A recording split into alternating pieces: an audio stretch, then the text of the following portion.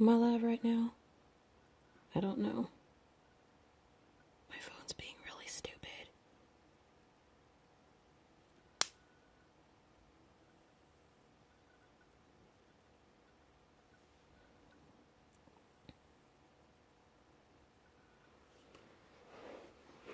Well, regardless, I'm just gonna go ahead and start. Hey guys, it's 5'3" Curly Me, and I just hopped out of the shower. I'm gonna go ahead and redo my American Chebe twists.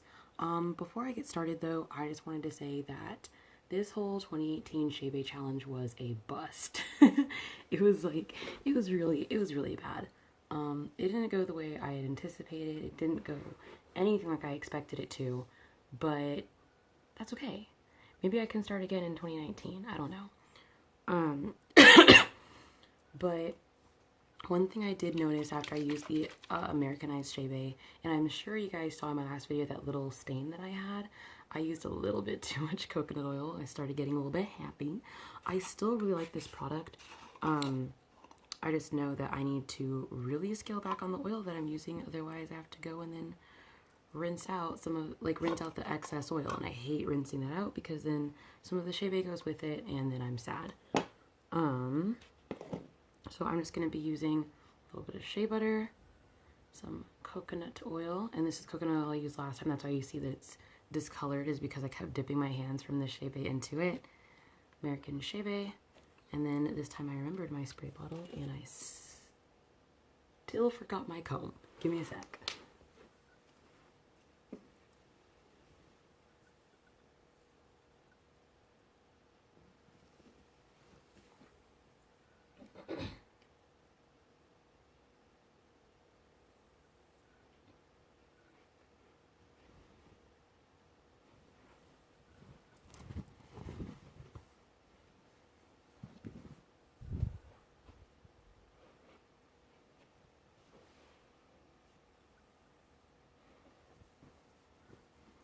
There we go. I put a towel down too just to be safe. Because I'm not, like, this Americanized Chebe is not anywhere near as messy as the African Chebe, but it still can get into spots you don't want it to. So, gotta protect my carpet with a towel.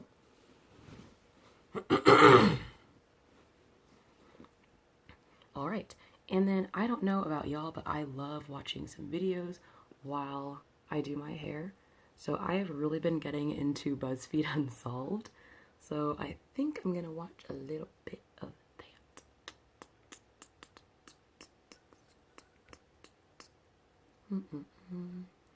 Let's see. Make sure it's not too loud.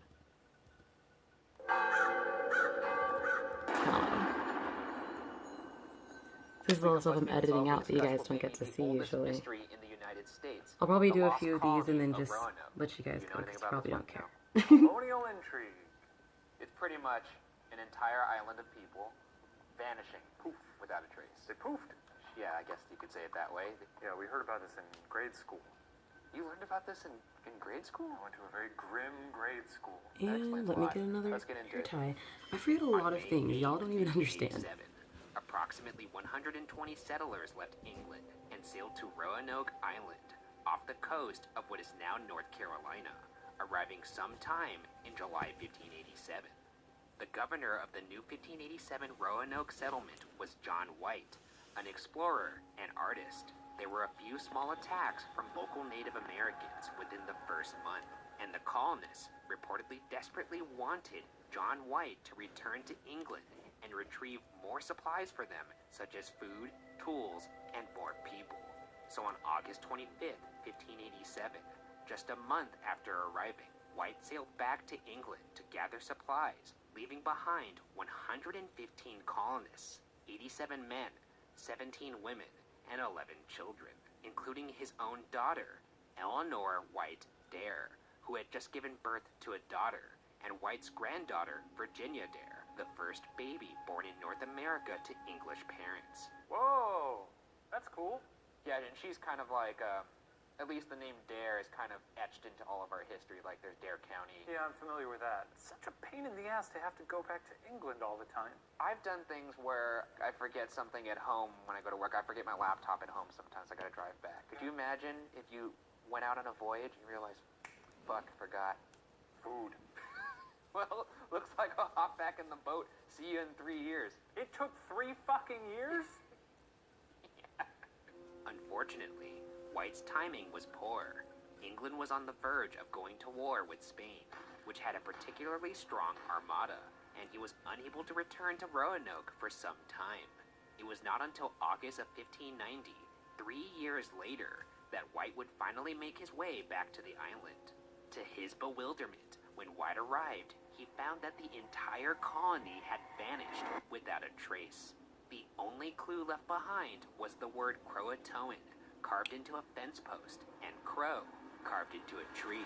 If they had the foresight to write that clue, why not leave more clues? They didn't have like a fridge that they could put a little magnet and a note on. Well, Did they have quills? They obviously had a tree and fence posts that they could carve into. Why not carve a little map? They could have just added like a "see you there." Something like that. Help them out. FYI, went to Croatoan. Be back never. TTYL. See you soon. Your fam. Or not, because we're dead. If he's sailing back to England to get supplies, and they get surrounded by natives who say, "Hey, you're coming with us," and they go, "Oh, you think so? Let me grab my knife." Oh, we don't have the knives yet. Yes. I guess, where do you want us to go? What do you want? Oh, you want us to jump in the ocean? You got it. So you, I'm saying, I'm doing whatever they so tell you me. think they lined them up and walked themselves into the I think they ocean? said, get in a single file line, walk into the ocean. White then reportedly made 2 attempts to sail south about 50 miles to the nearby Croatoan Island, now known as Hatteras Island, to search for the colonists. However, according to White, both trips were foiled by storms, and he was forced to turn back each time. Because the boat White was using was privately owned, he was unable to try looking for a third time. He returned to Europe and moved to Ireland, where he passed away in 1593, never knowing what became of his family. What if they hated him? What? What if they just hated him? The entire colony hated him and decided we're just gonna bounce Yeah. and leave without all of the supplies we needed?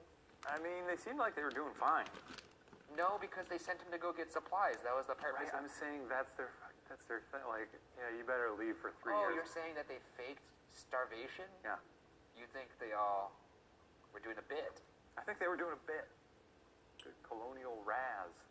Just like, he's buying it. He's going to that other island. Oh my god. We got him. He left. They all came back out, had a little pig roast. The locals are in on it too. They're Yeah. all like snickering behind the bushes. We got him good. Okay, sailing away. What an idiot. To this day, nobody knows for certain the fate of the lost colony of Roanoke. Even more chilling, despite 115 people disappearing, no bodies or signs of a mass grave have ever been found. Historians have theorized on the lost colony in the hundreds of years that have passed, and plenty of people online have pointed to supernatural causes. None have been able to provide conclusive evidence. That being said, let's jump into the theories. The first theory is that the settlers were murdered by a local Native American tribe. In fact, a previous attempt had been made by the English to colonize Roanoke Island years before, between 1585 and 1586, but they soon returned to England after attacks from some of the Native Americans they encountered, as well as a shortage of food. The governor of the first Roanoke colony, Ralph Lane, was not known for his diplomacy with the Native Americans. Lane would actually go on to kill the king of the local tribe, Wenjida, in an attempt to prevent the natives from rising up against the colonists. Not the best diplomat. No. Not great negotiation there. I think this guy was just a little bit of a situation where it's sour grapes. He came, he thought he was going to be welcomed because he's like this English lord. Yeah. And when someone doesn't bend the knee, he gets a little pissed off. If I'm a native and I got people, trampling around, and I'm saying, hey, you guys maybe get out of here. Yeah, I'm getting kind of sick of this. You're bumming me out. Also, you don't own this fucking land. Maybe you could leave. And they're like, no, we're waiting for our friend. He's going to bring us blankets. I'd be like, all right, let's kill these dudes. I kill them. I wanted them out of there in the first place. So yeah, I'm gonna take a little broom and a dustpan, mop up their bones, throw them in the ocean. This prompted Sir Francis Drake to come rescue the colonists and bring them back to England. As you know, a different set of English colonists would return about a year later, in 1587, and vanish. Though, as mentioned before, no mass graves or any large-scale number of bodies have ever been found that might support the idea that over 100 people had been murdered. So there was an attack the month before he left. Yes. I mean, I think we're done here, right? Why do you think we're done here? There's no... There's a lot of animosity there. Yeah, but there's no evidence that this ever went down. Where do you want the evidence to be?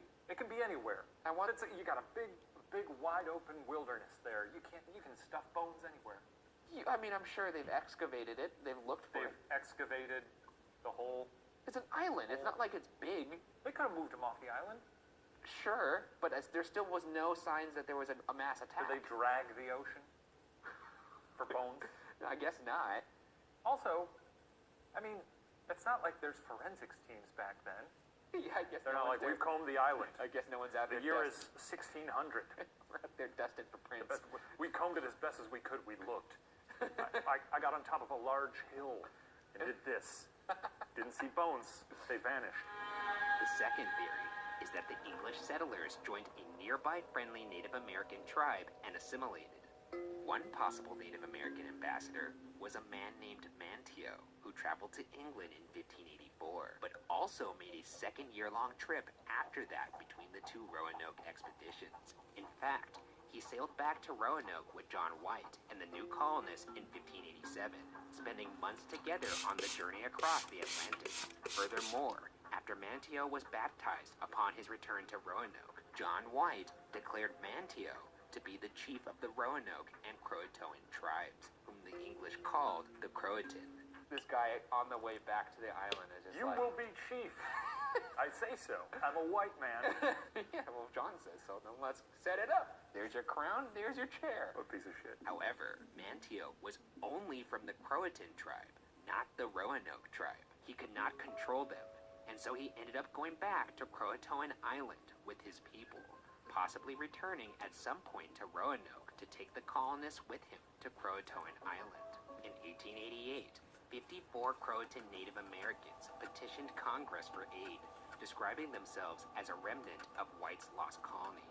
A few months later, the directors of the Ethnological Bureau responded writing, quote, "It was thought that traces of white blood could be discovered among the Indians, some among they having gray eyes. It is probable that the greater number of the colonists were killed, but it was quite in keeping with Indian usages that a greater or less number, especially women and children, should have been made captive and subsequently One thing I should also note, I think I put in into the too tribe." much last time in some of them. Archaeologists found a series of objects Just a of little European too origin much. on Hatteras So I'm Island, trying to like scale where the back a little Croatan bit. tribe resided. This included Because with all these broken kinds of bowls products, a for little goes a England, long the way. hilt of an iron rapier So, sword, and a writing oops. tablet made of slate that may have still had the letter M printed on it, and aglets. The sword is of a type used in England in the 16th century, and the hilt of it would have belonged to an Englishman of high standing.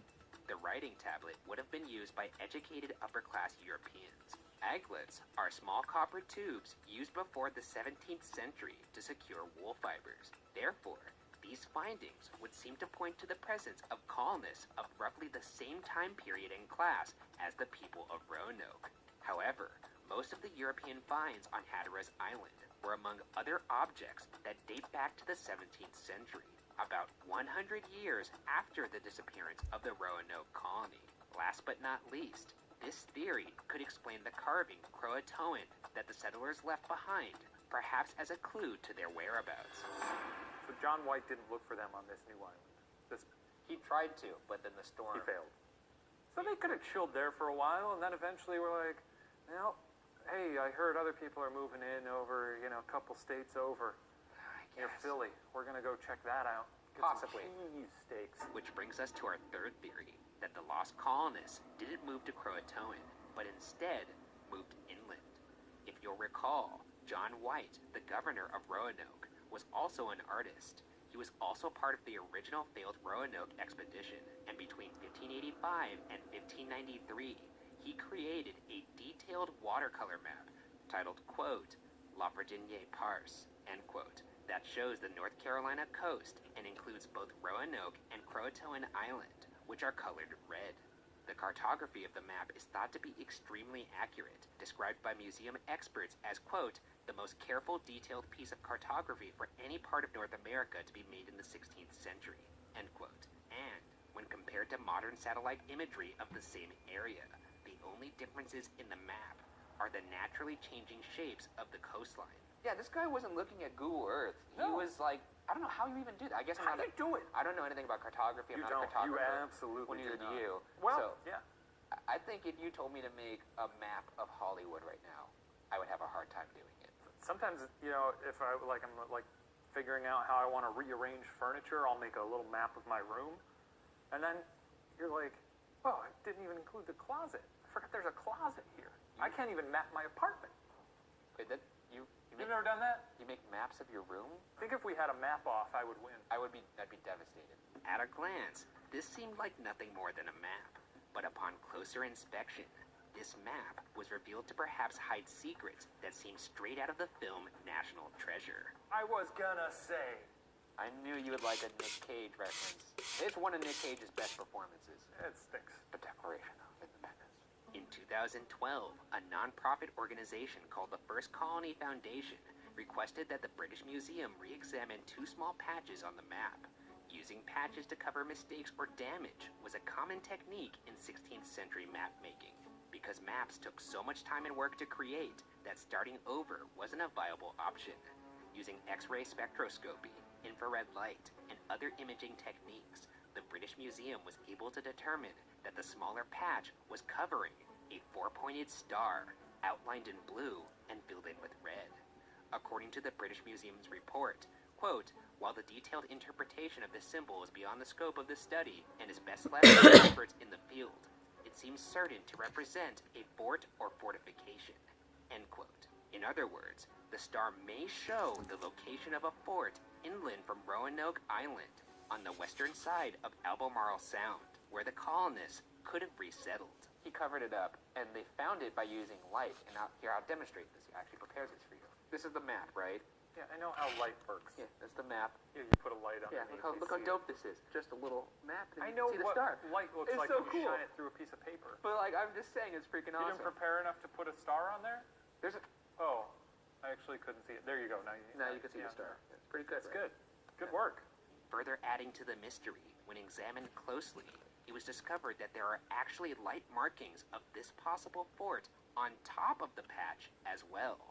The British Museum's report posits the markings faded over time, but it also proposes, quote, one other possible, if rather romantic explanation is that these lines could reflect the use of an invisible ink, an ink that would only be revealed when treated in some way, usually by applying heat, end quote. As demonstrated in the film National Treasure, these invisible markings seen could National be Treasure. I need to watch accomplished that. by using milk or lemon juice. Great. I'm on board. I will say this. What? I tend to lean that it's invisible ink, mainly because why did they cover it up with a patch only to write on top of it again the same exact thing? Right. Like Why- he was like, I'll put this here. Oh shit. Maybe I don't want people to know about this. Patch it up. Maybe I want some people to know about this. Squeeze a lemon. Then he gets Milk to, a cow.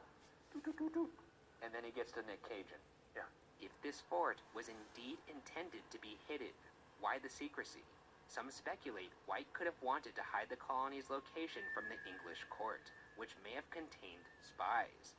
Whatever the marks indicate, they believe this evidence supports the idea that the settlers could have left Roanoke Island for this inland location.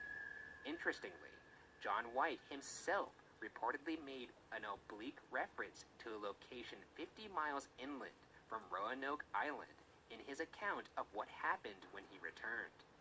Excavations on this site have turned up evidence of Europeans, including Surrey Hampshire borderware, a type of ceramics that was discontinued soon after Jamestown in 1624, and aglets, the aforementioned copper tube used before the early 17th century to secure wool fibers.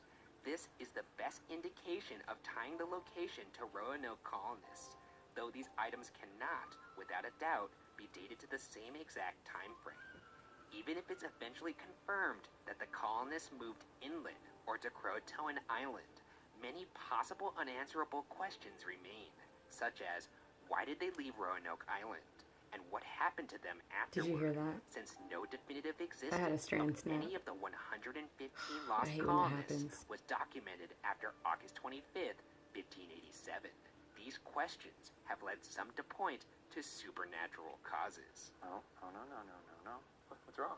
I'm just embracing myself for whatever stupid... Whatever truth comes out here? No. Is that what you're scared of? Not what I'm expecting. I mean, once you get through the stuff that makes sense, you tend to land on aliens. Which brings us to our You believe in fourth theory, aliens anyway, that Shane. the colonist disappearance was an instance of mass abduction by aliens. Some believe aliens would explain why the colonists' bodies were never discovered. And if Croatoan was in fact a clue to where they were going, then why did the colonists not offer any other substantial clues, such as a note or a map? Perhaps because they left the island in haste and not on their own volition. And while I'm going off the deep end, let me end this theory with one last point. What if the hidden symbol on the map is not in fact a fort, but rather a craft to signify a landing spot? Obviously, if this were true, it would absolutely be something that would be hidden. Mass abduction. Maybe they all lined up in a row and just got in the tractor beam one at a time. Yeah. It's like when you go to the bank and it's one of those little chutes. It's just people lining up to get in that just going pneumatic like tube. Just sucked up into the tube. Yeah. Boom. Boom. That's a knowledge bomb right there. No, that's not a knowledge bomb. I just did a airstrike. I did a flyover. You're down there going, you really walked into the ocean, and I dropped a bomb right on top of your big stupid head. I don't think And that's now what's happening. I think you're startled by the truth. You're I think dazed. you have altitude sickness. There's stars away around in your eyes. There's no stars here. I think you're insane. No. Don't you think that's pretty cool? That could in fact be a sign, like a crop circle? Yeah, but again, if you're already stressed out that these people wrote on a tree something without any context, why is he not going to write on the map, hey, we saw something weird here, instead of just putting a strange little symbol? Because maybe they assimilated with the alien culture, and it's much better there. Nope. They're on the What? prairies and fields of alien You lost landscape, me. eating You little lost me. alien berries, eating alien popcorn with half alien kids and half human. You're hearing yourself saying these things right now. You're committing to this. This is what you want to be known as. Shockingly, aliens is not the most outlandish theory. Wait, hang on. It didn't even occur. I didn't even hear the words that you were saying when you said brings us to our next theory, because I thought that was as dumb as it was going to get. I told you, you have no idea where this is going. And with that, we have our fifth theory, that the lost colony of Roanoke disappeared due to a zombie plague. What?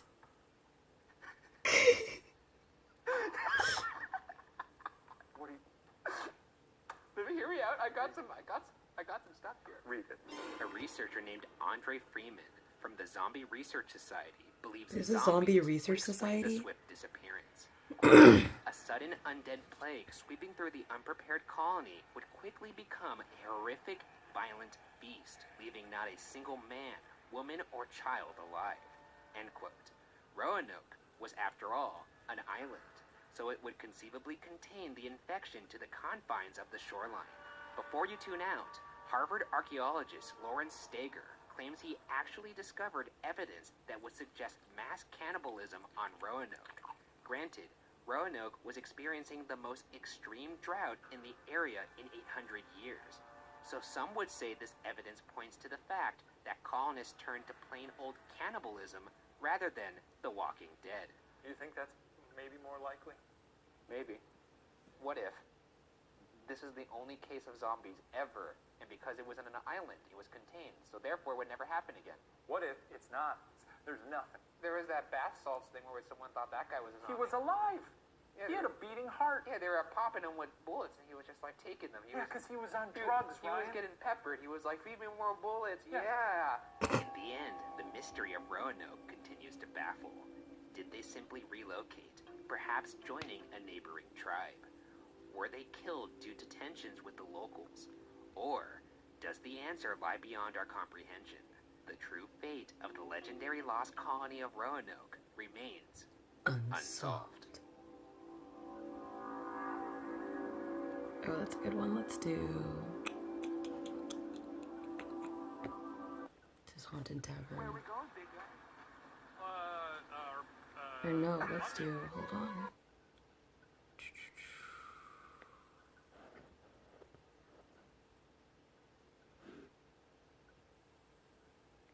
Let's do Jack the Ripper. It's a classic. Well, we've done it. We're in Ripper Town now.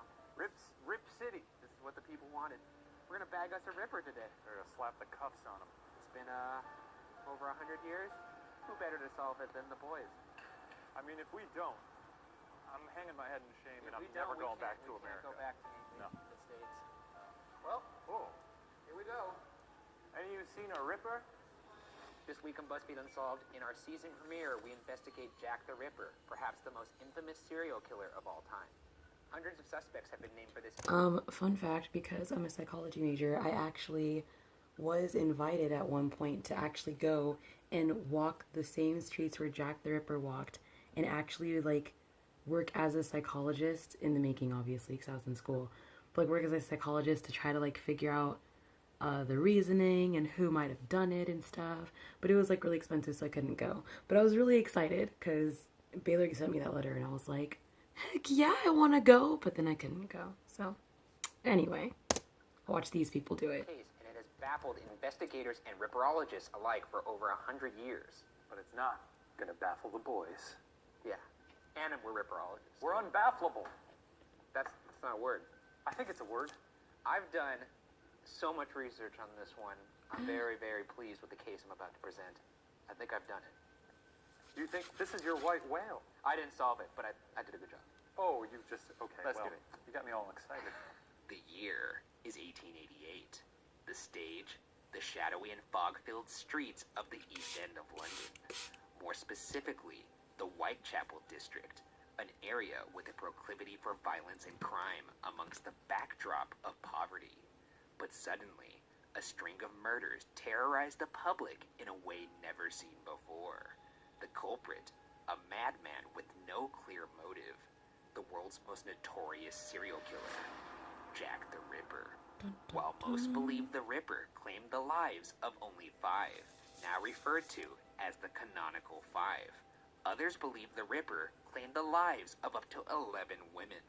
All 5 of the canonical victims were prostitutes, as many women in the Whitechapel district had to turn to prostitution as a way to survive. The morbid intrigue is not a recent development. At the time of the murders, literacy was increasing amongst the general population. The murders were covered in the newspaper, and the public became morbidly fascinated by them. In the end, the public was so upset at the failed attempts to identify the killer that the police commissioner and home secretary eventually resigned. Was this like one of the first instances of like sort of a media frenzy around something like this? Because this Yeah. sounds like OJ or Jean Benet. Oh, I wonder if they had true crime shows back then. I don't think they did, Ryan. Like I could see them having like little sock puppets, like, you know, like they're doing Game of Thrones. Okay, I can see that. Little puppets, yeah. Yeah, little puppets. I'm on board with that. Also, touching on the police commissioner, I think this is the first time I've actually seen a police commissioner resign because he was so upset. And that makes sense to me because I've said this before, when there's a serial killer on the loose, you really are just playing cat and mouse with the killer. Yeah. And he's just getting outfoxed by him at every corner. It's your whole livelihood. That could drive you insane. I feel like that would drive me insane. Today, we're going to cover the 5 canonical victims, and by the end, we'll have examined the most suspects we've ever presented with 8 possible killers. Without further ado, let's jump into the timeline.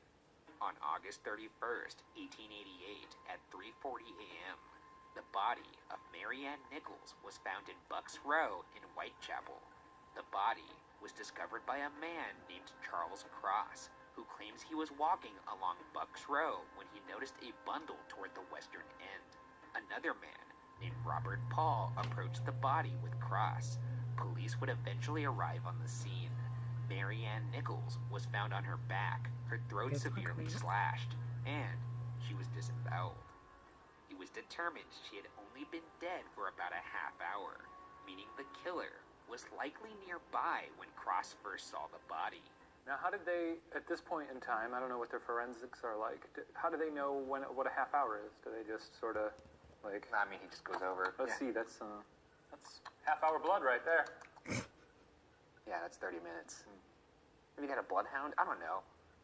That's not bloodhounds. No, That's I not don't know. how it works, I know right? bloodhounds use to track things, but You don't feed them blood and they don't... you don't feed bloodhounds bags of blood. You feed a bloodhound some blood and it goes- barks for every minute. And it goes, A positive, universal donor. Dead for 30 minutes. Right now we're at the site of the first murder. This is Marianne Nichols. They found her at the western end of Bucks Row, which is now Durward Street. You could kind of see where it was, like, see that building right there with the white windows? Yeah. We can't go over there because there's construction now. It's a growing city. But just below that, and a little bit towards us, she was found in the gateway of one of the houses that lined this street before. Kind of similar to these gateways here. I mean, it's kind of weird to think that they didn't know this was the first of what would be, you know, the most infamous serial killer of all time. One crazy summer. On September 8th, 1888, the body of Annie Chapman was found at 29 Hanbury Street. Her body was discovered by a man named John Davis, an elderly resident of the 29 Hanbury Street building. Her throat was cut, and this time the violence escalated in that the murderer took her womb. So this is the approximate location of the second killing. Annie Chapman was killed at 29 Hanbury Street, but my sources have told me that street actually moved. 29 Hanbury Street is actually over there, but where it approximately happened back in the day was around like the entrance to Truman Brewery, which is like right there. Imagine the pandemonium. Dr. George Bagster Phillips was serving as the divisional police surgeon at the time and proposed the idea that the killer had anatomical knowledge by the manner in which Annie Chapman's womb was removed. That's the first clue. He's a doctor, probably. Probably. Or has basic anatomical knowledge. Later that month, on Medical September student. 27th, 1888, the Central News Agency receives a letter from the apparent killer. It reads, quote, "Dear boss, I keep on hearing the police have caught me, but they won't fix me just yet. I have laughed when they look so clever and talk about being on the right track. That joke about leather apron gave me real fits. I am down on whores and shan't quit ripping them till I do get buckled. Grand work the last job was. I gave the lady no time to squeal. How can they catch me now? I love my work and want to start again. You will soon hear of me with my funny little games. I saved some of the proper red stuff in a ginger beer bottle over the last job to write with, but it went thick like glue and I can't use it. Red ink is fit enough, I hope. Ha ha.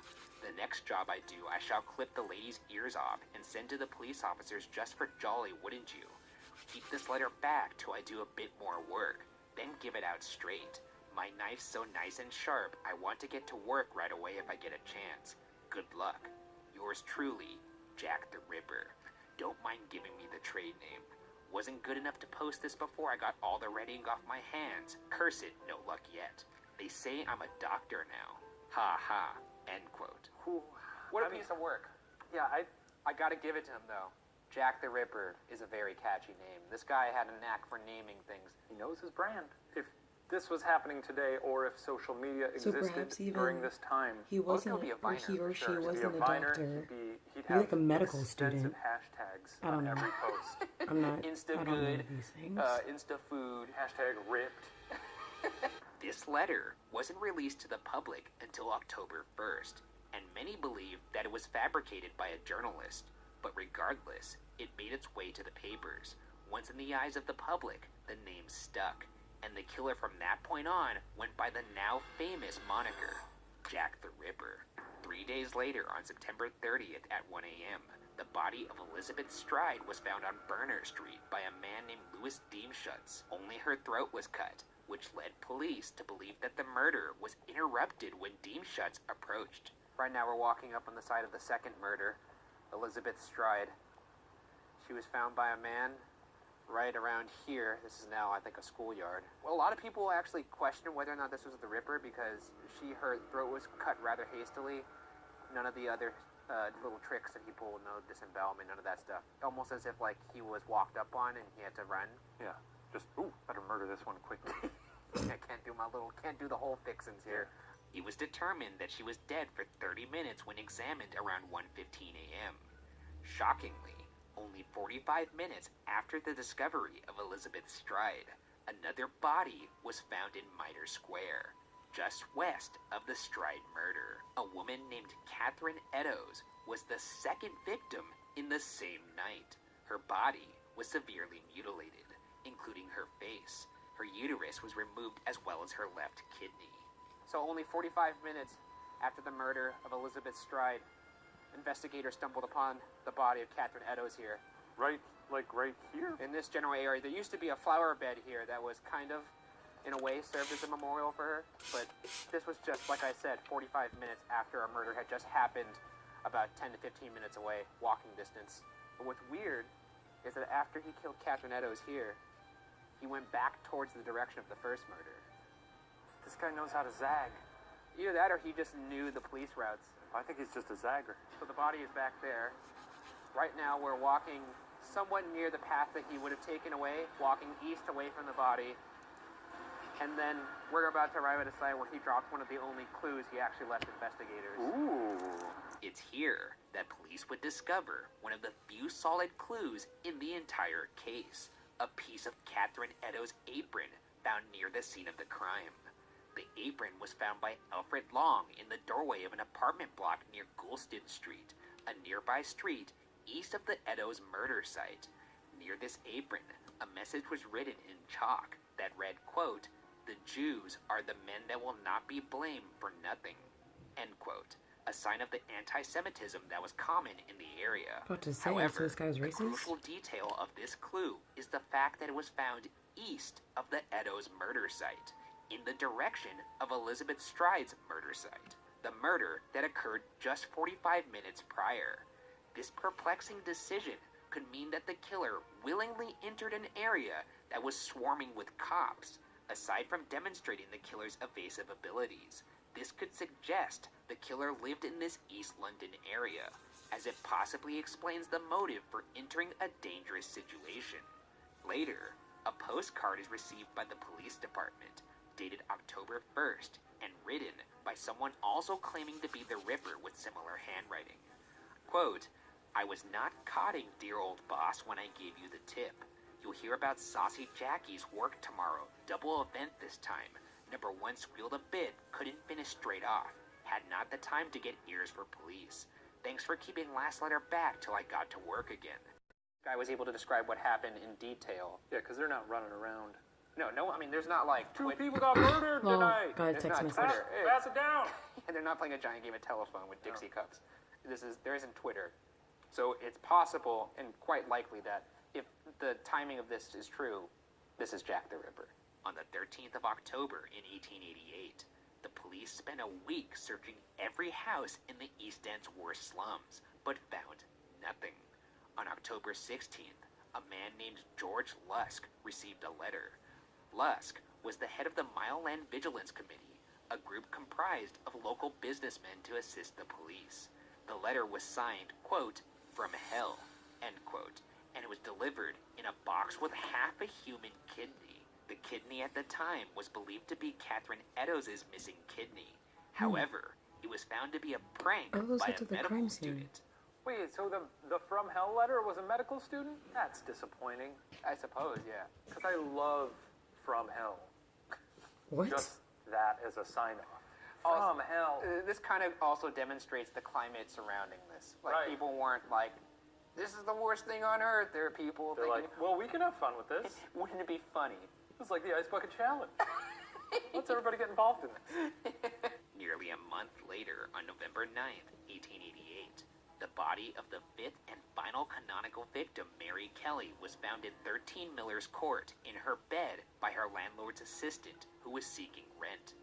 This murder was by far the most gruesome, as her body was disemboweled and, quote, virtually skinned down, end quote. this is the last victim. It's a little tricky because where there used to be an apartment building is now, as you can see, it's a parking lot or a car park. So we can't really know where exactly it was, but we know it was near the church. We know it was near the 10 Bells pub. So we could be actually at the place of residence of Jack himself. Here's the landlord on the state of the body.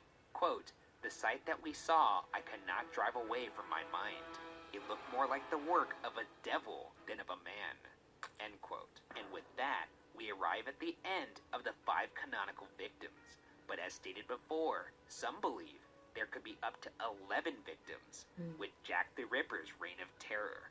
One should wonder if anybody caught a glimpse of this monster, and it would seem that people did. When aggregating eyewitness testimonies of those who believe they saw the Ripper, a rough outline of the killer can be visualized. It can be assumed that he was between 25 to 35 years old, roughly 5'5" to 5'7", stocky, with a fair complexion and a mustache. Allegedly, he was seen wearing a dark overcoat and a dark hat. The Scotland Yard's Violent Crime Command Team has said that Jack the Ripper, who one could call evil incarnated, could be described in appearance as, quote, "perfectly sane, frighteningly normal, and yet capable of extraordinary cruelty," end quote. Sir Melville Macnaghten, the Scotland Yard's head of the Criminal Investigation Department in 1903, had a general suspicion of who the killer was. He knew that the Ripper had basic knowledge of anatomy, possibly a doctor, and in Macnaghten's notes, he had narrowed his list of suspects down to 3 names. That being said, due to the overwhelming amount of compelling suspects, and the fact that many feel the official 3 are not the Ripper, we're going to examine 8 names, starting with Macnaghten's 3 official suspects. The first suspect was Montague Johnson Druitt. Druitt was a barrister who may have had an uncle and cousin who were doctors. Around the time of his death, Druitt may have been around the age of 40, and supposedly had an interest in surgery.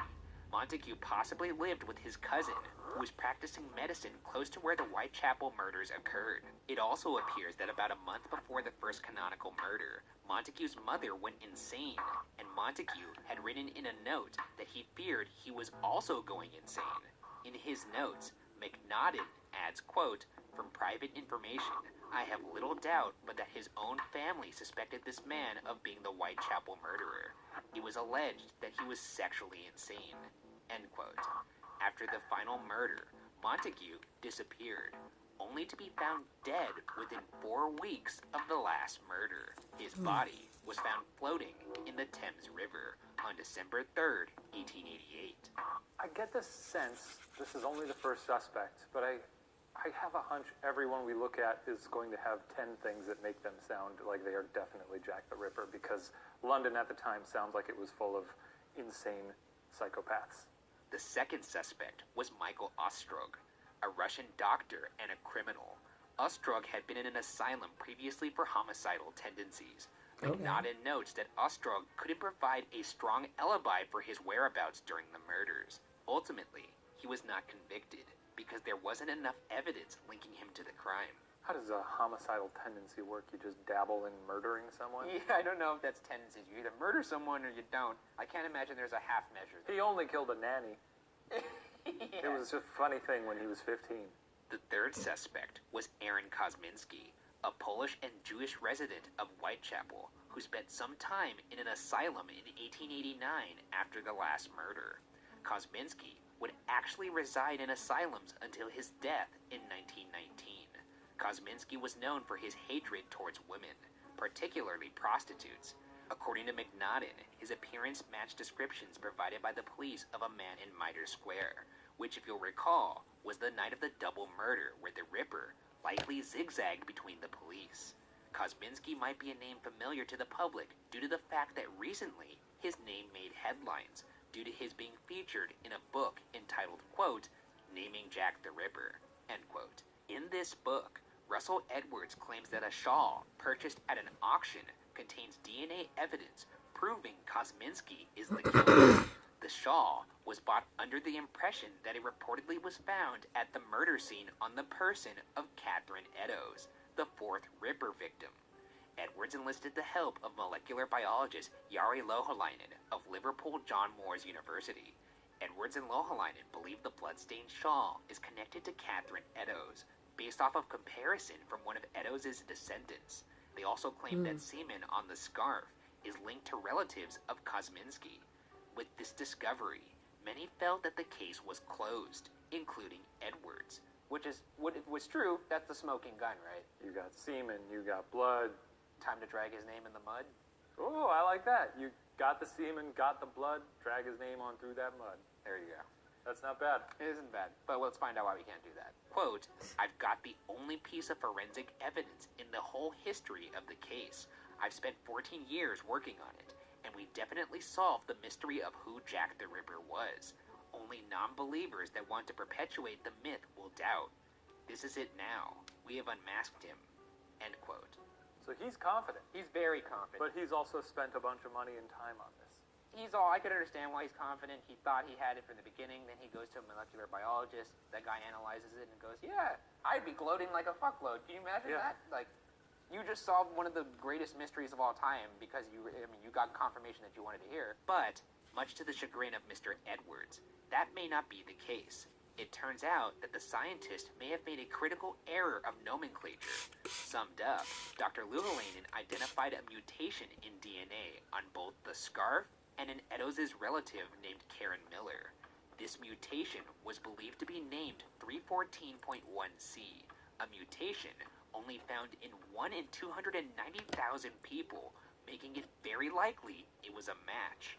However, this identification was reportedly incorrect and was not 314.1C, but instead 315.1C, which is a mutation shared by more than 99% of people of European descent. Basically, this DNA could be anyone if true. So it went from being, it's that guy, to it's one of those million people. Basically, it was like, oh, the blood in this scarf and Eddowes' descendant have this very, very rare mutation. Oh, wait, I misnamed the mutation. It's actually this other one. He just hit a wrong... Exactly. He hit a wrong keystroke, and then, all of a sudden, 99% of European people have this mutation. Furthermore, Kosminski's DNA was linked to the scarf using mitochondrial DNA, using a subtype that is far from unique. Sir Alec Jeffreys, who's regarded as the godfather of DNA fingerprinting, has said that this evidence, quote, needs to be subjected to peer review. No actual evidence has yet been provided. Further adding fuel to the fire of skeptics is the fact that Dr. Louhelainen has yet to publish this finding in a peer-reviewed scientific journal, and has refused to answer questions to news outlets, thus making it impossible to verify his and Edwards' claims, and effectively doing quite the opposite. How did Edwards react to this? Could you imagine getting the call, this doctor having to pick up the phone and be like, oh, fuck. Hello? Remember that scarf I told you was a... Why, yes, the most famous piece of evidence in the world. Yeah, about that. I think my pinky may have hit the 5 when I was trying to hit the 4, and it turns out it's kind of useless and proves nothing. So all that smack you've been talking in the press kind of makes you look like a big fool. I've wasted my life. The fourth suspect is the notion that Jack the Ripper was actually a female, a theory that Ripperologists call Jill the Ripper. This theory was allegedly a hunch of famed Inspector Aberline as well. The idea that all of the police were on the hunt for a man when they should have been searching for a woman would explain the Ripper being able to slip by without suspicion. Some have pointed out that a midwife would have sufficient anatomical knowledge, and blood on her clothing would have raised no eyebrows, though it should be pointed out that all eyewitness testimony points to a man. I love this theory. I think it makes sense that a woman would be able to, slide through the crowd in a way that all these stupid police, not stupid police, but all these police would be able to, not pick up on it because they're looking for a man with a mustache. Far cry from a midwife covered in blood. It was a little too Joss Whedon-y for me. Joss what if Whedon. Jack the Ripper was a lady? The fifth suspect is Prince Albert Victor Christian Edward, aka the Royal Conspiracy. You know how they say you never trust someone with 2 first names? This guy's got 4 of them. So that either doubles that mistrust or it cancels it out. Yeah. 4 names fuck with me. That's what he said. I'm going to double it. I'm going to cancel it out. Okay. This theory is often scoffed at, but is still perpetuated due to its wild popularity. Prince Edward was known to frequent areas where the victims were found, an activity that led to him contracting syphilis, which some believe drove him to insanity. Some posit this also resulted in Albert having a child with a local woman, and Queen Victoria demanded that everyone who knew of the child to be taken care of. Some believe that the insanity spawned by syphilis drove him to commit the murders himself. Conspiracy theorists believe he was never discovered because royal aides assisted in covering his identity. However, as mentioned before, this theory is mostly regarded as ludicrous, as there is no substantial evidence to indicate its credibility. Looking into this, it's pretty clear that the movements of a prince, let alone or anybody that the queen would hire, would be able to be tracked. But I also do think they could cover it up. I don't know. I don't think it's that strong of a theory, but it is interesting. I feel like if you've got so many things at your disposal, if you're a queen, you probably have guards. I don't know. You get away with a lot. Just grab people off the street. The 6th suspect is famed painter Walter Sickert, a theory mainly posed by the successful crime novelist Patricia Cornwell. After making millions on her crime novels, Cornwell has devoted her time to the pursuit of Sickert as the Ripper. In 2001, Cornwell spent £2 million buying 32 of Sickert's paintings, letters, and even Sickert's writing desk. In one bizarre stunt that was described by art curator Richard Schoen as, quote, monstrous stupidity, Cornwell went full National Treasure Nicolas Cage by cutting up a painting in search of clues. Aside from stunts, Cornwell rightfully claims that Sickert was obsessed with the Ripper, which was true. Sickert referenced the Ripper in some of his paintings, even titling one, quote, Jack the Ripper's bedroom, end quote. Cornwell claims one painting mirrors the body position of 5th Ripper victim Mary Kelly. She claims another painting mimics the facial wounds of 4th Ripper victim Catherine Eddowes. There are also reportedly accounts of Sickert cosplaying as Jack the Ripper. Do you realize this is before I think he was just cosplay was a thing? I don't even know if Halloween was that big of a thing. Are you I don't kidding me? think- They had like Carnival. I don't think he they was had the Ripper. Venetian I just think he was like a masks. They had huge whole fan. You don't find it Really. strange that a grown man Just like how dressing up people as are like Jack the Ripper for fun. fans of No holiday. This Jack just the feels Ripper like, or you know, when whatever. people shame that what he's furries called? and, That you one know, Creepy just let them Foster, live their the life. If they Slenderman? want to dress up like a pony. Okay, this is the furthest thing from a furry. A furry is just dressing up as like a furry creature because you kind of want to, you have a sexual thing. Why are they so muscular all the time? I don't care about that. Dressing up as a furry animal is a far cry from dressing up as a serial killer. That's But it's like fucking weird. It's like a horse with like pecs, right? I think you're getting lost in the furry culture. It's strange. You just said people are I mean, shaming I'm them. not shaming it. I don't understand it. Cornwell also shoots down the notion that Sickert's alibi was that he was in France at the onset of the murders. She cites sketches that place him in London in music halls at the time of at least 3 killings. By the way, anybody could sketch anybody. Like, I could just, that means if I drew a sketch of you murdering somebody back in the day, I could show up to the police station and be like, here it is. Here's evidence that Shane Madej, in cold blood, about killed this woman halfway dressed as a furry. done. And I And feel I'm like gonna go ahead and do stop that. this live stream And here they'd because be I'm like, pretty "You're sure right, nobody we have wants a to lot of sit reports and that watch Shane me do Madej the other Slap half of her my cuffs hair. on those hooves. But yeah, However, I'm gonna the try biggest to piece of her think of case- something to do when it comes to 2019 because, like I said at the beginning of this, 2018 was a horrible bust. It didn't go the way that I had expected it to. So let me know. Let me know what you guys do with Chebe powder, Chebe butter, Chebe oil, whatever. Do you guys do it every week, every 2 weeks, once a month? I've heard some people even use it like a mask, like bentonite clay. They only put it in for maybe like an hour or so and then they rinse it out. Let me know down in the comments. Give me some suggestions and yeah, we'll go ahead and try to figure something out. But I'm gonna sign off.